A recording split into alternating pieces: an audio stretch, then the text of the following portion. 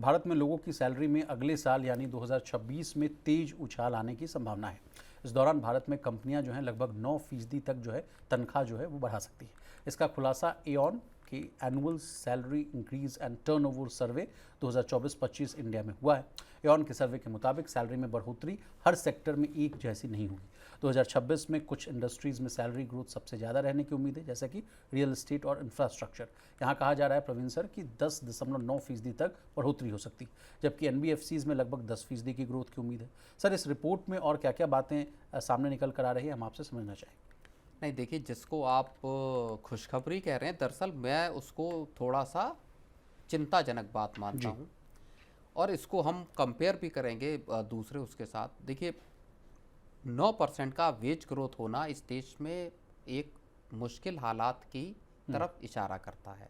और एऑन की जो रिपोर्ट है उसमें भी इस बात का जिक्र किया गया है कि जो कंपनियां हैं वो ग्लोबल अनसर्टेनिटी, जियोपॉलिटिकल रिस्क जो हैं, टैरिफ के रिस्क हैं, एआई जनरेटेड जिस तरह का माहौल हुआ जिसमें नौकरियां जाने का खतरा पैदा हुआ है और नौकरियां गई भी हैं, इन सबको देखकर कंपनियां एक बड़ा सतर्क रुख अपना रही हैं। आईटी कंपनी ने तो सर प्रेस कॉन्फ्रेंस करने से मना कर दिया, और न केवल प्रेस कॉन्फ्रेंस करने से मना किया, बल्कि अगर आप अंदर खाने की खबरें पता करेंगे, जिन लोगों के परिचित आईटी कंपनियों में हैं, सॉफ्टवेयर डेवलपर हैं या मैनेजर हैं, वहाँ से अगर आपको जो छन छन के खबरें आ रही हैं, उनकी बहुत ज़्यादा मास रिपोर्टिंग नहीं हो रही, लेकिन ये बता रहे हैं कि हालात आईटी कंपनियों में ऐसे हैं कि जिनको एआई की जानकारी नहीं है या जो उस काम में फिट नहीं बैठ रहे हैं, उनको धीरे धीरे कंपनियां निकालने की प्रक्रिया शुरू कर रही है।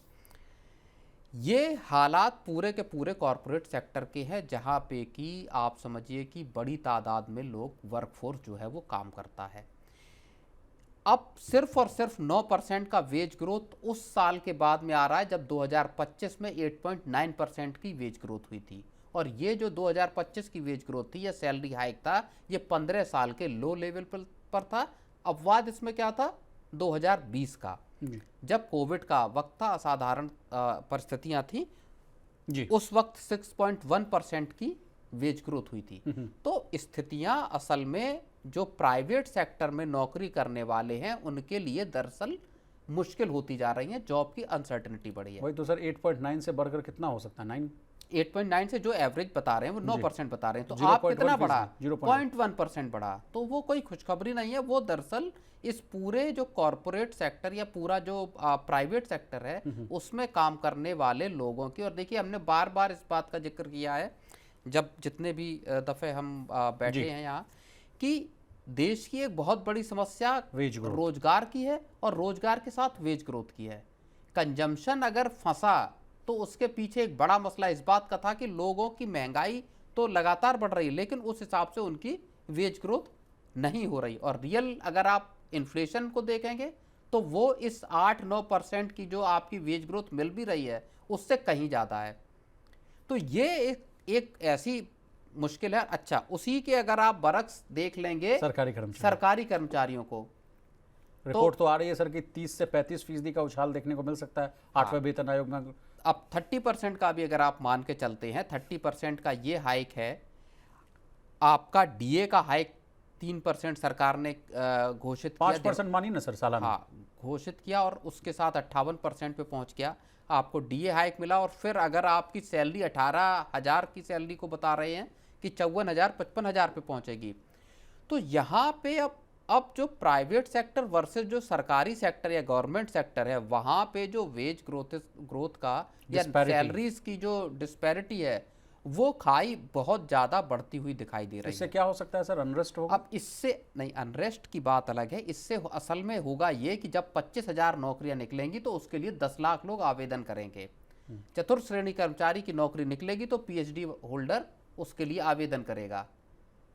तो ये जो मतलब और मारामारी होगी सरकारी, बिल्कुल, और लोग अपना प्राइवेट सेक्टर को छोड़ के सरकारी जो गवर्नमेंट जॉब्स हैं उसके लिए और आकर्षित होंगे, भले ही सरकारी नौकरियों की तादाद धीरे धीरे श्रिंक हो रही है। विशाल जी जी सर, लेकिन इस रिपोर्ट में ये भी कहा गया कि भारत की जो ग्रोथ स्टोरी है वो मजबूत है, टैलेंट और स्टेबिलिटी पर फोकस किया जा रहा है। उसके अलावा सर एक और बड़ी रोचक ये डेटा मैं देख पा रहा हूँ कि सबसे ज़्यादा अगर बढ़ोतरी देखने को मिल रही है तो वो रियल एस्टेट और इंफ्रास्ट्रक्चर सेक्टर में देखने को मिल रही है। क्यों, क्या वहीं सबसे ज़्यादा नौकरियाँ हैं क्या सर? नहीं, देखिए, अब नौकरियों को आप, एक तो बहुत बड़ा जो नया वर्ग तैयार हुआ है वो गिग वर्कर्स का तैयार हुआ है, डिलीवरी करने वाले हैं, इस तरह के जो जॉब्स हैं इसका। लेकिन एक जो सरकार का डेटा आया है वो बहुत इंटरेस्टिंग डेटा है, जो ये मानकर चला जा रहा था, जिस बात को हम लोग भी बार बार कह रहे थे कि नौकरियों की एक बड़ी क्राइसिस से देश गुजर रहा है, उस पर सरकार ने एक असल में बिल्कुल हाल में एक डेटा जारी किया है। और सरकार ने ये बताया कि पिछले 6 साल में देश में 17 करोड़ नई नौकरियां पैदा हुई हैं। अब आपको याद होगा कभी इस तरह का बयान एक आया था सरकार की तरफ से कि हर साल 2 करोड़ नौकरियां दी जाएंगी जी। उस हिसाब से अगर आप देखेंगे तो 2017-18 से 2023-24 के बीच में जी। पूरी की पूरी जी सरकारी डेटा है, 17 करोड़ नौकरियां पैदा हुई हैं। 6 साल में 6 साल में 3 17 साल उधर करोड़। और 3 साल, हाँ ठीक। 2017-18 में 47.5 करोड़ जॉब्स थे देश में, जो तादाद 2023-24 में बढ़ के 64.5 करोड़ के करीब पहुंच गई है। और इसमें आपको जो सरकार का ही डेटा है वो ये भी बता रहा है कि जो अनएम्प्लॉयमेंट का रेट है उसमें भी सब्सटेंशियल गिरावट आई है। 17-18 में 6.1% का अनएम्प्लॉयमेंट रेट था, जो 23-24 में घट के 3.1% पे आ गया है। तो अनएम्प्लॉयमेंट का रेट सरकारी आंकड़ों के हिसाब से आधा रह गया है।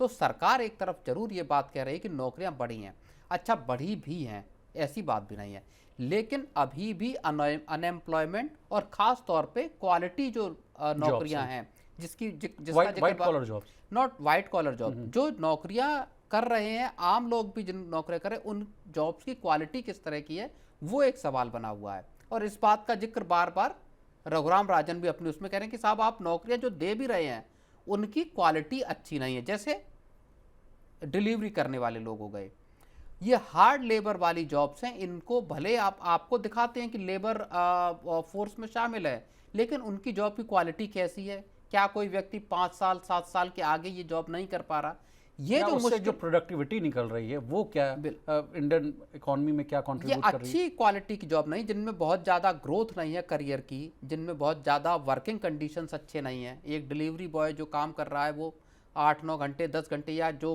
कैब चला रहे हैं, इनकी जो जॉब की क्वालिटी है वो अच्छी नहीं है। ये जो है एक बड़ी समस्या है। इसके पीछे जड़ क्या है? इसके पीछे जड़ है अनस्किल्ड होना। तो ये कुछ ऐसी चीज़ें हैं जो भारत की एक जॉब क्राइसिस के बारे में तस्वीर को थोड़ा साफ करती हैं।